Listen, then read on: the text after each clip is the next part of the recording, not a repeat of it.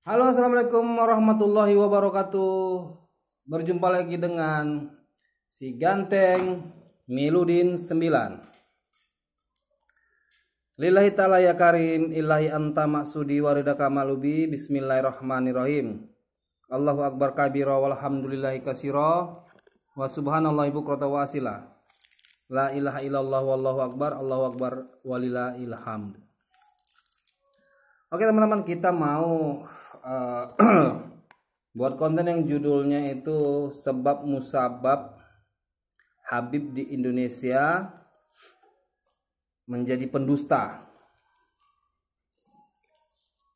Jadi kita mau bahas tentang hal itu. Kenapa banyak para Habib di Indonesia itu banyak menjadi pendusta, banyak menjadi perusak di muka bumi, di negara Republik Indonesia yang kita cintai ini ya guys. Dengan wajah berseri-seri, dengan kegantengan yang ada soknya, sok ganteng maksudnya. Kita akan cerita sampai clear biar kita paham kenapa terjadi kerusuhan, kegaduhan para kaum Ba'alawi atau grupnya Rabithah Alawiyah, atau bisa disebut dengan yang terbiasa kita bilang Habib.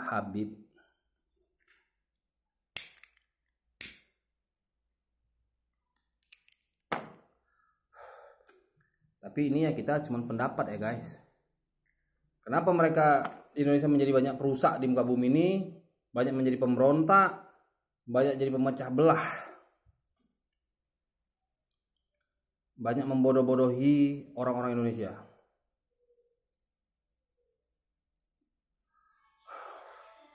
Itu disebabkan salah didikan, salah didikan dari orang terdahulu.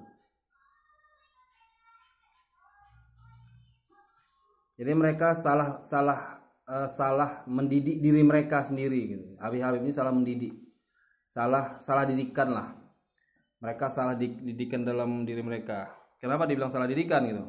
Kita boleh lihat dakwah-dakwah mereka, ceramah-ceramah mereka di mana-mana, itu dakwah mereka yang mereka sendiri pun nggak tahu apa yang mereka ceramahi.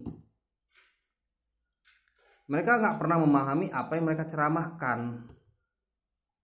Mereka hanya berasumsi dengan akal mereka. Itu terbukti bahwa mereka salah mendidik, mereka salah didikan. Mereka tuh dipaksa. Sebelum waktunya mereka memahami ini ilmu, memahami ini Islam, mereka sudah disuruh berdakwah. Ini yang menjadi masalah. Makanya mereka dakwahnya itu banyak nggak benar. Sebab mereka belum matang sudah disuruh berdakwah. Ya efeknya sampai sekarang kita bisa lihat terjadi perpecahan. Mereka buat kerusakan, mereka menjadi pemberontak di negara Republik Indonesia. Ini yang terjadi. Nah, secara hakiki, mereka tuh orang-orang yang lalai dalam mengingat Allah. Mereka tak melihat apa yang diciptakan Allah di muka bumi ini. Kalau mereka melihat nggak mungkin mereka buat perpecahan, nggak mungkin mereka memberontak, nggak mungkin mereka tidak menerima ketentuan Allah. Kalau mereka melihat itu, pasti mereka terima ketentuan Allah ini sudah ada. Contohnya apa? Contohnya mencaci maki presiden, memberontak pemerintah. Inilah orang-orang yang salah didik ini. Habib di Indonesia ini itu rata-rata mereka salah didikan. Yang di usianya belum matang, belum memahami ilmu Allah sebenarnya, belum memahami Islam dengan sebenar-benarnya, mereka sudah dipaksa untuk berdakwah, mensiarkan Islam. Akhirnya mereka menjadi perusak, menjadi pendusta agama. memberontak di negara sendiri.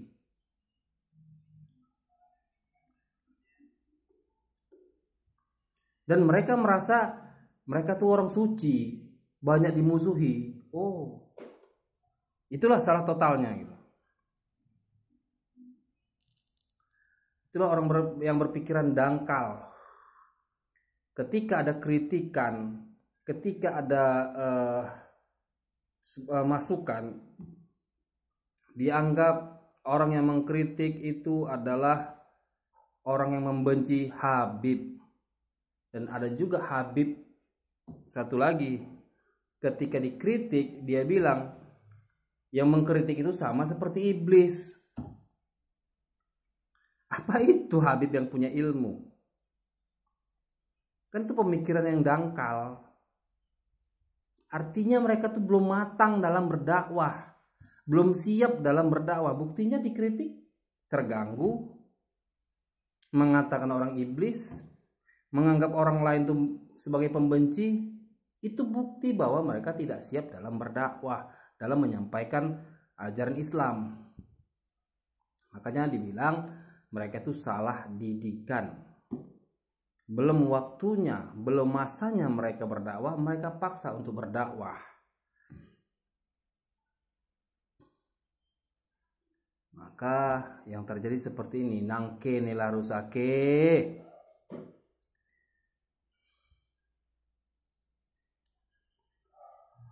Mereka bermacam-macam membuat tipu daya. Ada lagi contohnya? Ada. Siwa bekas gigi itu dilelang dengan harga 1 juta. Sorban dilelang yang harganya cuma 300.000 dijual 10 juta. Pertanyaannya, apakah pernah Rasul-Rasul Allah itu mengajarkan, mencontohkan seperti itu? Coba tolong tunjukkan ayat dan suratnya atau sejarahnya. Pernah tidak? Itu namanya kan membodohi namanya. Oh enggak, itu untuk sumbangan pesantren, untuk membangun pesantren. Apakah dengan membangun pesantren membodoh-bodohi rakyat? Mengada-adakan yang tidak ada? Kan kita di dalam Islam ini kan harus mengikuti contoh rasul-rasulnya Allah. Muhammad menjadi contoh. Laqad kana lakum fi rasulillahi uswatun hasanah. Kan sudah jelas. Ajaran Islam itu ada yang kita contoh. Nah, ketika melelang A, B, C, dan D, mencontoh siapa? Sekalipun itu untuk pembangunan pesantren, sekalipun itu untuk pembangunan masjid. Kalau memang baiknya begitu, bagus, kalian aja main togel. Kena togel bangun masjid, kena togel bangun masjid. Apa bedanya? Ada itu kejadian? Ada. Di Deli Serdang ada kejadiannya. Demi dia membantu rakyat untuk membangun masjid, dia pasang togel, kena togel, uangnya disumbangkan untuk bangun masjid. Ada. Nah, apa ubahnya dengan lelang sorban? Kan gak ada bedanya, sama aja. Sama-sama gak ada yang dicontohkan Rasul. Mengada-adakan yang tidak ada, ini masalah.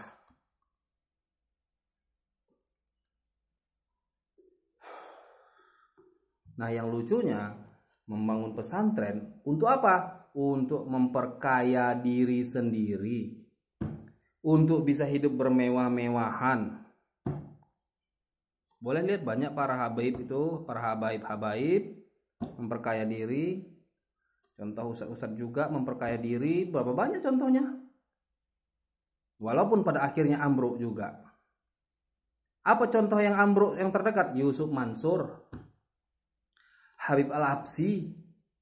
Mereka memperdagangkan air obat, air doa. Di belakangnya penipuan, perselingkuhan, perjinahan. Ambruk juga. Itu yang terdekat. Ada yang paling dekat lagi itu contoh pendiri pesantren, kiai, seorang kiai Jombang. Namanya Pahim Mawardi. Kasusnya apa? Pencabulan anak santriwati, gol, masuk penjara. Banyak contohnya berarti.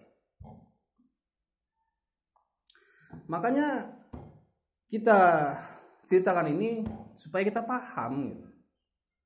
Kalau belum bisa memahami dengan benar ilmu agama, memahami dengan benar agama Islam, jangan paksakan berdakwah.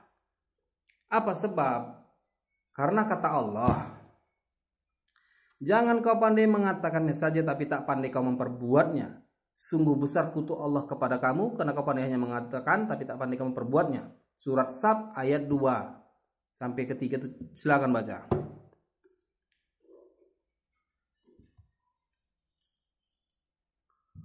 Itu sudah jelas loh. Perkataan Allah semua itu.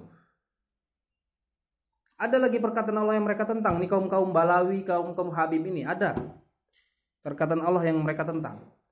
Mereka minta dicintai berdasarkan hadis. Mereka minta dihormati berdasarkan hadis. Mereka menganggap diri mereka suci.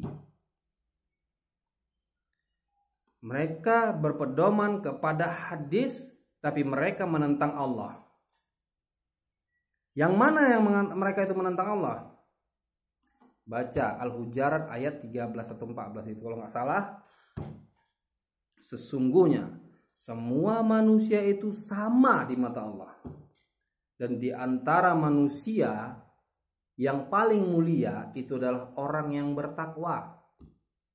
Orang yang bertakwa yang paling mulia, yang dihormati, yang dicintai. Sisanya sama semua. Semua manusia itu sama, kecuali orang bertakwa. Orang bertakwa itu orang yang mulia. Orang bertakwa itu yang mana? Yang macam mana orang bertakwa? Orang yang banyak-banyak mengingat Allah. Wa dzakarallaha katsira. Orang yang banyak-banyak ingat Allah itulah orang bertakwa. Bukan orang yang banyak-banyak bohong, banyak-banyak lelang. Nah, bukan seperti itu. Itu jelas, kan? Berapa banyak sudah. Inilah untuk kita maju ke depan, kita untuk memerdekakan diri kita. Macam mana kita mau menghormati orang kalau kita tidak menghormati diri kita sendiri? Kita terlalu hormat sama orang, sama kaum Balawi, sama ustadz, sama Habib. Tapi kita zolimi diri kita. Ya sama saja. Nabi Adam itu macam mana? Dia hormati pasangannya, Siti Hawa. Tapi dia menjolimi dirinya sendiri. Berapa tahun dia minta ampun sama Allah akibat menjolimi dirinya.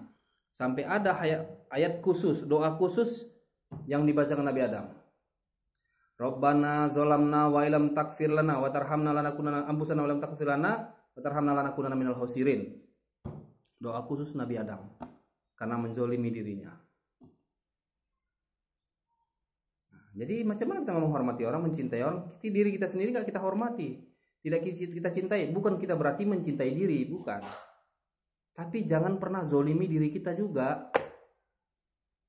Karena di dalam diri kita ada apa di dalam diri kita rupanya? Baca Al-Baqarah ayat 10. Fi qulubuhum maradun. Sungguhnya dalam dirimu itu ada penyakit. Fazadalahumullahu marada. Kalau tidak kau bersihkan akan kutambah, kata Allah. Al-Baqarah ayat 10. Silahkan baca.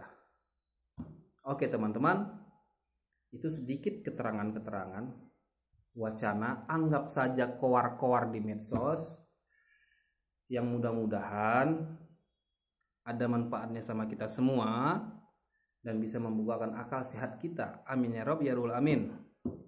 Lebih dan kurang mohon maaf zahir dan batin.